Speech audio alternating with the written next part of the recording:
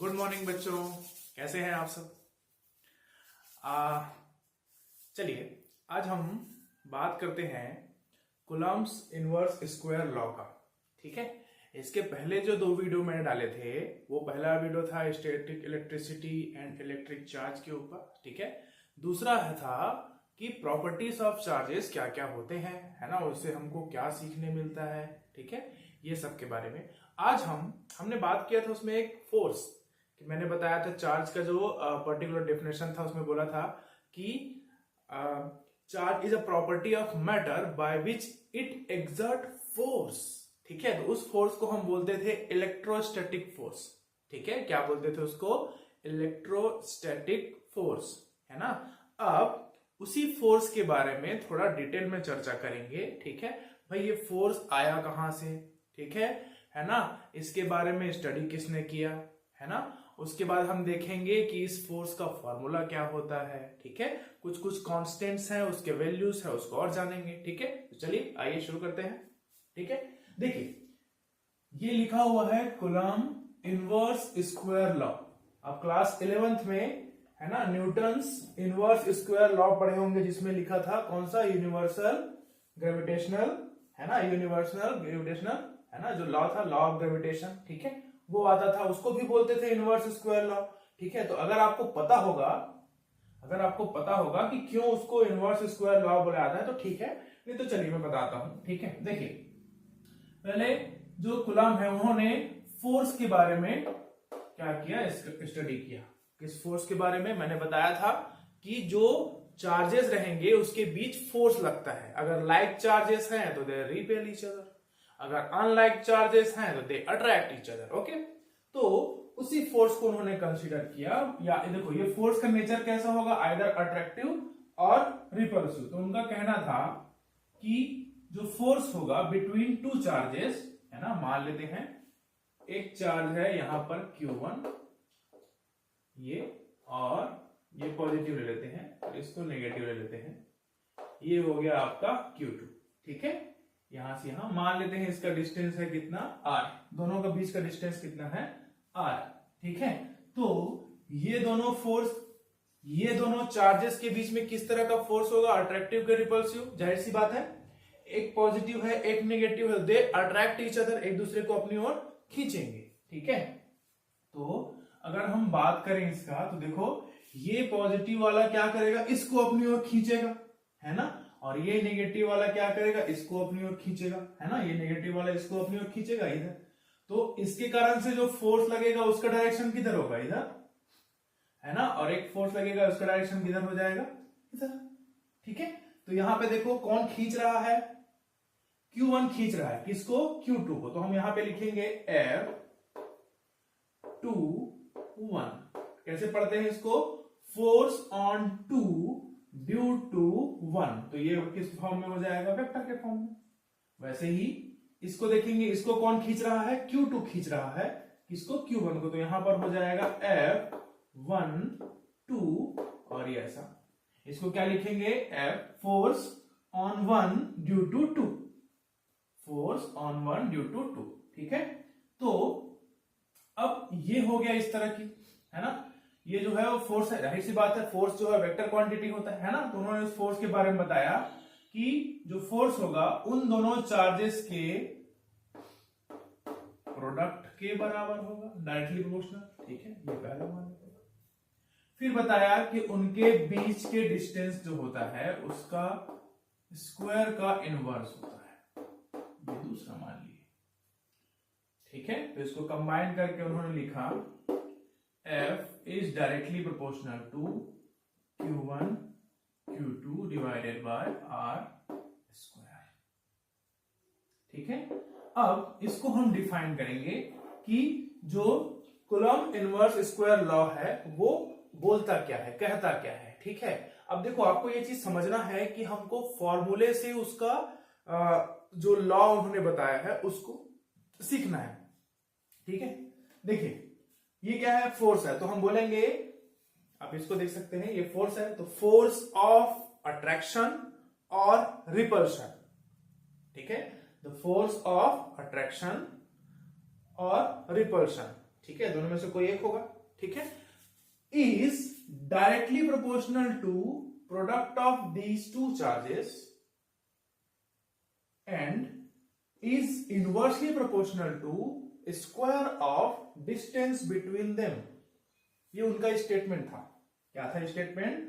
The force of attraction और repulsion is directly proportional to product of these two charges and inversely proportional to square of, देखो square लगा हुआ है, square of distance between them. दोनों के बीच का distance कितना था? r। उन दोनों के बीच का डिस्टेंस जो है उसके स्क्वायर के इनवर्सली प्रोपोर्शनल होता है, ठीक है। अगर हम हिंदी में जाएं, ठीक है, तो दो आवेशों के मध्य लगने वाला आकर्षण या प्रतिकर्षण बल उन दोनों आवेशों के गुणनफल के समानुपाती तथा उनके बीच की दूरी के वर्ग के व्युत्क्रमानुपाती होता है, ठीक है। हिंदी ज्यादा टफ है यार as compare to English, okay. तो हमको ये समझना है कि जो फोर्स लग रहा है ना, ये फोर्स लग रहा है वो इन दोनों चार्ज के प्रोडक्ट के डायरेक्टली प्रोपोर्शनल होगा और साथ ही साथ ये जो फोर्स है उन दोनों के बीच के डिस्टेंस के स्क्वायर के क्या होगा? इनवर्सली प्रोपोर्शनल, ठीक है। तो उन्होंने ये फॉर्मूला दिया, इसको थोड़ा सा और सॉल्व करें या मॉडिफाई करें। यहां पर कांस्टेंट ले लेते हैं, यहां पर डायरेक्टिव साइन को हटाएंगे तो यहां पर हम कांस्टेंट लेते हैं k, ठीक है, और ये हो जाता है आपका Q1 Q2 divided by r square. ये बनता है हमारा फॉर्मूला। इस k को बोला जाता है इलेक्ट्रोस्टैटिक फोर्स कांस्टेंट, ठीक है। क्या बोलते हैं इसको? Electrostatic force constant. ये अपने आप में एक छोटा सा टॉपिक है ना। आपको समझना है कि जब भी इलेक्ट्रोस्टैटिक फोर्स लगेगा, किसके बीच में लगेगा? दो चार्जेस के बीच में, ठीक है। तो वहां पर ये क्रूशियल रोल जो है वो क्या करता है? प्ले करता है, ठीक है। तो चलिए इसके बारे में जान लेते हैं, है ना। तो हमको फॉर्मूला क्या मिला? F is equal to K, है ना, K कांस्टेंट है, Q1 Q2 डिवाइडेड बाय क्या हो जाएगा आपका? R square, okay. इस K को बोला जाता है इलेक्ट्रोस्टैटिक फोर्स कांस्टेंट, ठीक है, या फोर्स कांस्टेंट भी बोला जाता है, ठीक है। इसका अगर हम वैल्यू देखें तो K का वैल्यू होता है 1/4 पाई एप्सिलॉन नॉट, ठीक है, उसके इक्वल, ठीक है। कितना वैल्यू होता है? जो फोर्स कांस्टेंट है K, उसकी वैल्यू होती है 1/4 पाई एप्सिलॉन नॉट, है ना, और 9 into 10 to the power plus 9 में होता है, ठीक है। 9 इंटू 10 टू द पावर 9 होता है, ओके। ये K की वैल्यू हो गई, है ना। यहां पर कभी कभी आपको K का डायमेंशन फॉर्मूला भी पूछा जाता है ना। तो K जो है उसका पहले ऐसा यूनिट लिख लो। तो देखो ये फोर्स हो गया तो इसका हो जाएगा न्यूटन, ये मीटर में होता है तो इधर जाके क्या हो जाएगा? मल्टीप्लाई, तो newton metre square divided by ये कूलम और ये कूलम, तो ये क्या हो जाएगा? पर कूलम स्क्वायर, ठीक है। अब इसका डायमेंशन फॉर्मूला बनाएंगे, ठीक है। पर उससे पहले हम क्या करते हैं, इसको एक बार छोटे सा रिवीजन कर लेते हैं। किसको? इसको, ठीक है। देखिए आपका बोलते हैं कूलम्ब्स इनवर्स स्क्वायर लॉ बोलता है कि the force of attraction between two charges is directly proportional to product of these charges and inversely proportional to square of distance between them, ठीक है। तो उन्होंने उसको कंबाइन करके लिखा तो F is directly proportional to Q1 Q2 divided by R square हुआ, है ना। तो यहां पर जब उन्होंने प्रोपोर्शनलिटी साइन को हटाया तो एक कांस्टेंट लिए स्मॉल k, उस स्मॉल k को बोला जाता है इलेक्ट्रोस्टैटिक फोर्स कांस्टेंट, और उस फोर्स कांस्टेंट की वैल्यू होती है कितना? 1/4 पाई एप्सिलॉन नॉट, है ना। एप्सिलॉन बोलते हैं इसको, ठीक है। ये एक ग्रीक लेटर होता है जिसको हम बोलते हैं एप्सिलॉन, ठीक है। इसका इस पर्टिकुलर जगह पे नाम है, जैसे एप्सिलॉन नॉट लिख दिया तो इसको हो जाता है इलेक्ट्रिकल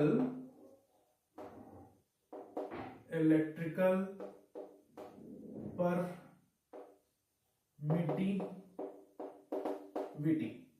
ठीक है। अब जीरो लगा हुआ है इसलिए बोलेंगे ऑफ एयर और वैक्यूम, ठीक है। बट अगर कहीं पर यही जो है सिर्फ और सिर्फ एप्सिलॉन लिखा हुआ मिले, मतलब वो कब आएगा, एप्सिलॉन। देखो यहां पर हमने बोला कि Q1 और Q2 r डिस्टेंस पे रखा हुआ, बीच में कोई भी चीज रखा है क्या, नहीं। पर अगर हम उसके बीच में कोई चीज डाल दें, ठीक है, कोई चीज उसके बीच में डाल देते हैं, तो वहां पर ये एप्सिलॉन नॉट लिख के क्या लिखाएगा, सिर्फ और सिर्फ एप्सिलॉन लिखाएगा। ठीक है, तो सिर्फ और सिर्फ क्या लिखाएगा, एप्सिलॉन लिखाएगा, है ना। तो यहां पर आपको समझना है, ठीक है, कि जो एप्सिलॉन नॉट है वो भी कांस्टेंट होता है, क्योंकि एयर के लिए वो कांस्टेंट होगा। 4 पाई भी कांस्टेंट है, इसलिए पूरे कंप्लीट के का वैल्यू कितना होता है, कांस्टेंट। और साथ ही साथ उसका वैल्यू होता है 9 इंटू 10⁹ न्यूटन मीटर स्क्वायर पर coulomb square, newton metre square पर कूलम स्क्वायर। ठीक है ना। ये होगा के का क्या वैल्यू और उसका एसआई यूनिट। ठीक है, अब चलिए इसका डायमेंशन फॉर्मूला बना के देखते हैं क्या हम बना पाते हैं कि नहीं। ठीक है, तो आए मिटाओ उसको, लिख लोगे, ठीक है, चलिए लिख लीजिए। ठीक है, चलिए कभी कभी आपको एक के का डायमेंशन फॉर्मूला जो है मल्टीपल चॉइस में पूछ देता है। ठीक है, तो इसके बारे में बात करके देखो, के क्या लिखे थे, न्यूटन मीटर स्क्वायर पर कूलम स्क्वायर। ठीक है, अब हमको ये पता है ये कूलम स्क्वायर किसके लिए होता है, चार्ज के लिए। तो न्यूटन, न्यूटन जो है वो किसका है, फोर्स का। तो फोर्स का डायमेंशन फॉर्मूला क्या होता है, mL_T-2। ठीक है, मीटर का डायमेंशन फॉर्मूला क्या हो जाएगा, L2। ठीक है, और इसका हो जाएगा AT, है ना, के पावर में 2, ऐसे लगा सकते हैं, या हम यहां पर लगा देते हैं A2T2 ऐसा। ठीक है, तो अब देखो सॉल्व करेंगे इसको, तो ये कैसे हो जाता है, ये देखो ये L स्क्वायर और ये हो जाएगा, तो ये हो जाएगा ML, ये हो जाएगा L3। ठीक है, अब यहां पर देखिए ये A नीचे में है तो ऊपर ले जाएंगे तो क्या हो जाएगा A-2। ठीक है, और ये जो T है इसके साथ है 2 के साथ, इसको ऊपर ले जाएंगे तब क्या हो जाएगा, ये देखो ये -2 और ये -2 क्या हो जाएगा, -4। T इज इक्वल्स ये हो जाएगा उसका डायमेंशन फॉर्मूला, किसका, के का। ठीक है, तो अभी इस वीडियो में हमने देखा कि जो उसके बीच में जो लगने वाला फोर्स है वो किस तरह से आता है, उसका फॉर्मूला क्या है। ठीक है, मैंने साथ साथ यहाँ पर जो डायग्राम बनाया था उसमें भी आप देख सकते हैं कि उसका जो डायरेक्शन था, है ना, पॉजिटिव उसको इधर खींचेगा, ठीक है, नेगेटिव उसको इधर खींचेगा, है ना। तो यहाँ पे ये समझ में आ गया कि जो दो फोर्सेस थी F12 इज इक्वल्स टू क्या होता है, F21, क्योंकि दोनों के बीच का प्रोडक्ट होता है ना, मल्टीप्लाई करना है तो दोनों के बीच का होता है। डायरेक्शन कैसे होंगे उस दोनों के, है ना, एक इधर जा रहा है एक इधर जा रहा है, डायरेक्शन कैसे हो जाएगा, अपोजिट। ठीक है, डायरेक्शन कैसे हो जाएगा, अपोजिट। ठीक है, तो सेंटर पे उसका वैल्यू जो है वो 0 हो जाता है। ठीक है, तो उसको हम और डिटेल में बाद में चर्चा करेंगे, फिलहाल थैंक यू। ठीक है।